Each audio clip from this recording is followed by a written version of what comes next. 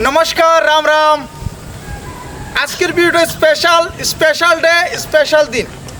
তো প্রিয় দর্শক, প্রথম আমাদের এইচএফ ফিজিক্যাল একাডেমি তরফ থেকে সবাইকে স্বাগতম জানাই। খুশির মহল, আমাদের এইচএফ ফিজিক্যাল একাডেমিতে ন্যূনতম 2 বছর ট্রেনিং করার পরে আজকে মেহনত মানে পরিশ্রম মানে কি বলবো, বলার কিছু নয়, একদম অন্ধকারটা লাইট দিয়ে উজালা করে দিছে।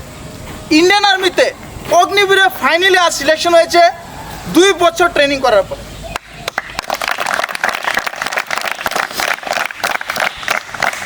প্রথম ওর পরিচয় আমার ইউটিউব চ্যানেলের মাধ্যম থেকে প্রথম একদিনে ফোন করে, কিন্তু আমি ফোন রিসিভ করিনি। তারপরে একদিন আমি মার্কেটে যাই, শপিং মলে, ওই জায়গাতে গিয়া পরিচয়।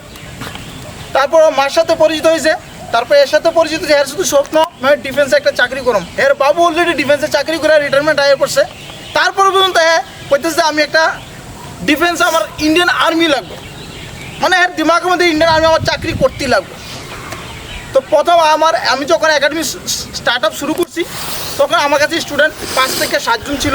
তারপরে এ আসে ট্রেনিং করছে। প্রথমবার এ ফেল হয়ে গেছে, কী কারণে? এ ফিজিক্যালি ফেল হয়ে গেছে। কারণ কি আমার কাছে যখন আইছিল ন্যূনতম 7 থেকে 8 দিন সময় আসলো। 8 দিনের মধ্যে রিটার্ন ক্লিয়ার করছে, কিন্তু ফিজিক্যাল পাস করতে পারেনি। একটা দুঃখের বিষয় ছিল। তারপর এ মনটা খারাপ করে গেছে।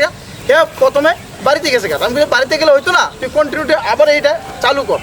তো মনে হয় আর মাইন্ড মানে সংগতি মাইন্ড একটা উল্টাপাল্টা সেট আপ হয়েছে না। তারপরে বাড়িতে গেছে। তো বাড়িতে যাওয়ার পরে অনেকে অনেক ধরনের কথা কয়, মনে তো দুঃখ তো লাগে। একবার একাডেমি যাওয়ার পরে সিলেকশন হয়েছে না। তারপরে আমার কাছে ফোন করতে, স্যার কীটা করতাম, আমার এদিকে কলেজও আছে, আবার একবার রিটার্নের প্রিপারেশন কী করুন। তারপরে আমি কইছি মন প্রথম স্থির রাখ, সঙ্গতি পুরা ছাইরা দে, তুই চাকরি পেয়েছিস। তারপরে নিজের বলে সব কিছু সঙ্গতি অস্ত্র ছাইরা দিছে, খারাপ মানুষের থেকে ছাইরা দিছে। এর মা কন্টিনিউ আমার ফোন করতো, যেভাবে আমার সিলেকশন দেয়। এর মেডিকেলের সমস্যা ছিল, সমস্যাটা ডাক্তার দেখাইছে, তারপরে ঠিক হয়ে গেছে। তারপরে সঙ্গে সঙ্গে আমার কাছে একদম ফোন করছে, স্যার আমি একাডেমিতে আমি কী হয়েছি বন্ধু শেষ, আমি একাডেমি তো একাডেমিতে আসার পরে কন্টিনিউটি উনি প্রিপারেশন করছে। একটা ভর্তি দেখছে না, ন্যূনতম 5টা থেকে 7টা ভর্তি দেখছে। তারপরে 8টা ভর্তির মধ্যে আজকে সিলেকশন হয়েছে, কিন্তু সেন্টার ভর্তি দেখছে, তারপর কিন্তু সিলেকশন কিন্তু মন ভাঙছে না। এত পাত্রের মতো মন, মানে रीढ़ का हड्डी बोलते हैं बिल्कुल स्ट्रांग रखा, लेकिन स्थिर रखा उन्होंने, कंटिन्यूटी रखा। তারপরে ইন্ডিয়ান আর্মি র্যালি আগরতলা ওই জায়গাতে গিয়া এ র্যালিতে দেয়, এর আগে এক্সাম তো পাস করবই। কারণ কি আমি গ্যারান্টি দিয়ে গেছি ইউপিএসসি লেভেলে কোশ্চেন মতো ক্লিয়ার করতে পারবো। যে মানুষ 15 দিনের মধ্যে অগ্নিবীর এক্সাম ক্র্যাক করতে পারে, আমি গ্যারান্টি দিয়েছি ইন্ডিয়ান যাওয়ার পরে অফিসার 110% হইব, এটা গ্যারান্টি সহকারে কইতেছি। কারণ এই যে ব্রেন আলাদা দুনিয়া। তারপরে বলে দেয় রিটার্ন পাস করার পরে অগ্নিবীরে এক্সাম দেয়, অগ্নিবীরে ফিজিক্যালে দেয়, ওইখানে সিলেকশন হয়। সিলেকশন হওয়ার পরে এর মনের মধ্যে ঘাবড়াট। তারপরে আমার কাছে একদিন দেখা করতে আসার পরে বলছে হইব কি না, আমি 110% তোর মন দিয়ে স্থির থাকে তাহলে 110% তোমার চাকরিটা হয়। তারপরে আসার পরে আমি ন্যূনতম ধরে না বিকালবেলা টাস করে আমাকে একটা ফোন আসে আমার আগে স্টুডেন্টের, স্যার আমার তো সিলেকশন হয়ে গেছে। তারপরে আমার কাছে আর মা ফোন করে, কী হয়েছে, আমার ছেলেটাকে সিলেকশন হয়েছে কিনা। আমি তো 110% সিলেকশন হবে কি, এত অলরেডি হয়ে গেছে। তারপরে আমার কাছে ফোন করে, স্যার আমি চাকরি পেয়ে গেছি। মানে মনে এরকম খুশি হয়েছে আমার সারা রাত্রে।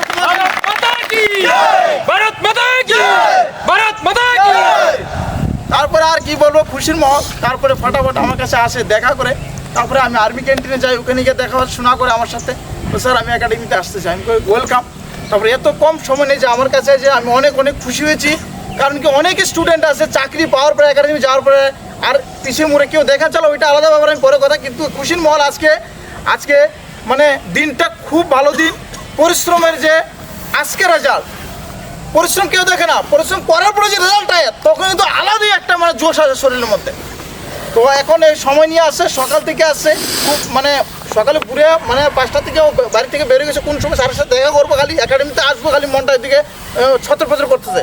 তো তাড়াতাড়ি আমাদের একাডেমিতে আইসে আয়া তারপরে আমি একাডেমি পুরো ভিজিট করেছি। তো এখন তোমাদের সামনে দুইটা শব্দ তুলে ধরবো, বেশি সময় নিব না। প্লিজ তোমার इंट्रोडक्शन প্রথম বলুন। मेरा नाम है ध्रुव देवनाथ, मेरा घर सालबागान में है। तो मैं सर के एकेडमी में 2 साल से ट्रेनिंग कर रहा हूँ। तो मैंने हार नहीं माना है। सर ने मेरे को हर वक्त मोटिवेट करते थे कि कर, तू कर सकता है, तू कर सकता है, हार मत मान। मैं हार नहीं माना, मैं हर वक्त मेहनत करते रहा और आज सर के वजह से मेरे को नौकरी मिला है। तो थैंक यू सर।